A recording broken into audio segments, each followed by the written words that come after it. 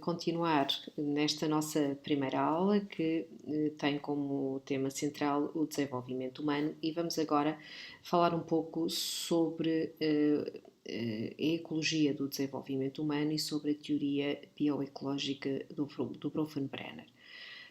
Segundo este autor, de facto, o que acontece nesta teoria e nesta perspectiva é que, na realidade, esta teoria veio, de alguma forma, colocar o indivíduo imerso nos seus contextos sociais, ou seja, o indivíduo parece-nos imerso num conjunto de sistemas que rodam ou gravitam à volta dele e, no fundo, o indivíduo influencia esses mesmos sistemas na exata proporção com que esses mesmos sistemas o influenciam a ele. O desenvolvimento é então o resultado da interação recíproca, progressiva, mais complexa entre seres humanos ativos, biopsicológicos, objetos e símbolos do próprio ambiente. Desta definição resultam de facto três aspectos. A pessoa em desenvolvimento não é visto como um ser passivo que sofre o impacto do ambiente. Existe aqui um processo de interação entre a pessoa e o seu ambiente, numa perspectiva bidirecional, ou seja, numa profunda reciprocidade, e o ambiente não se restringe a um cenário imediato, não pensamos só no contexto imediato que toca ao próprio sujeito, mas nos contextos longínquos, naquilo que este autor designa de macrosistema, que tem a ver com as ideias, com os valores que estão longe do indivíduo, mas que no fundo têm influência sobre esse mesmo indivíduo. Deixo-vos aqui alguns conceitos importantes. De facto, o ambiente ecológico, que nos permite a definição, de facto, desta ideia, um pouco esta imagem, esta metáfora das bonecas russas. Portanto, temos o indivíduo e depois vamos tendo bonequinhas muito semelhantes umas dentro das outras até chegarmos a sistemas maiores. Depois a questão da ecologia da educação, que consiste de facto no estudo das relações entre as características dos educandos e o seu ambiente natural e nas relações que estes vários ambientes têm entre si, porque isto também é de facto um fator interessante. Isto permite falarmos então, este autor apresenta-nos estes 5 sistemas. O microsistema, que é aquele sistema que está mais próximo do indivíduo. Depois temos o mesossistema, que é composto pelas relações entre microsistemas, ou seja, entre sistemas que de alguma forma contêm o próprio indivíduo, como por exemplo as relações entre a família e a escola. Depois, obviamente que o microsistema pode ser a família ou pode ser a escola, depende de onde de facto o indivíduo se encontra. Depois temos o exossistema, que fala então de um cenário no qual nós temos sistema que contém o próprio indivíduo em desenvolvimento e outro sistema que não contém esse mesmo indivíduo, mas que tem influência sobre ele, como por exemplo a relação entre o trabalho dos pais e a própria família. Depois temos o macrosistema, que são então estes valores, estas ideias, os estilos de vida, as crenças de uma determinada sociedade. E depois temos o último dos sistemas, que é o cronossistema, que é um sistema que de alguma forma atravessa todos estes sistemas. Tem a ver não só com o tempo cronológico, mas também com as questões do tempo histórico. Apresentadas estas duas teorias, que nos falam, tanto uma como outra, da importância que têm os contextos sociais para o desenvolvimento dos sujeitos e também nos falam de alguma forma da importância que os outros mais próximos do indivíduo têm no seu processo de desenvolvimento. Isto permite-nos falar de uma coisa que nós encontramos nestas duas teorias, que é de facto a questão da relação.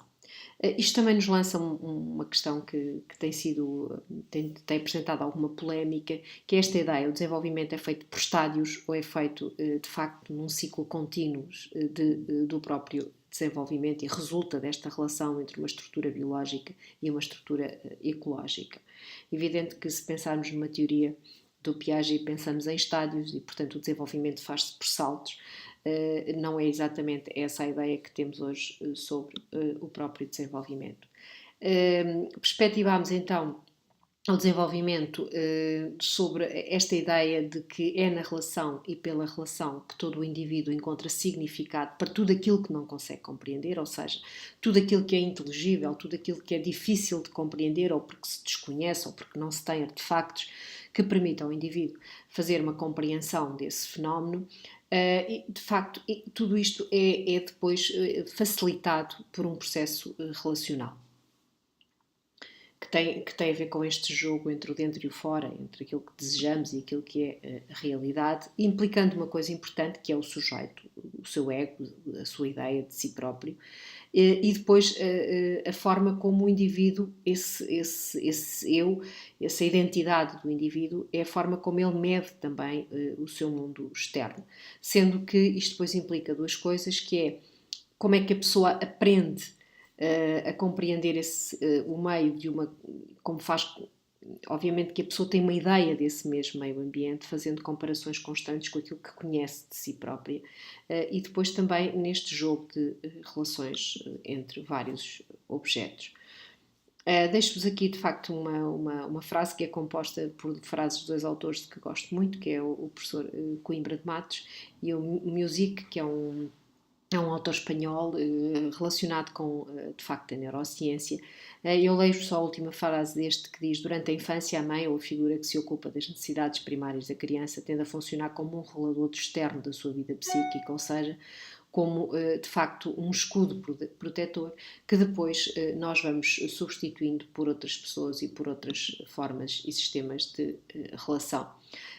Nós vivemos e fazemos todo o nosso processo de aprendizagem nesta profunda dialética que encontramos imenso, de facto, na própria mediação, que é esta divisão entre o que é cognição e o que é emoção. Hoje sabemos que não é possível separar estas duas entidades, elas de facto funcionam de uma forma completamente articulada e de uma forma que no indivíduo se juntam para formar uma terceira forma de funcionamento, que é cognitivo ou emocional, e que permite conhecer os objetos de uma determinada forma e, de facto, de uma determinada maneira. Deixo-vos uma frase que tem a ver com aquilo como Freud e o Piaget explicavam, de facto, esse mesmo conhecimento dos objetos.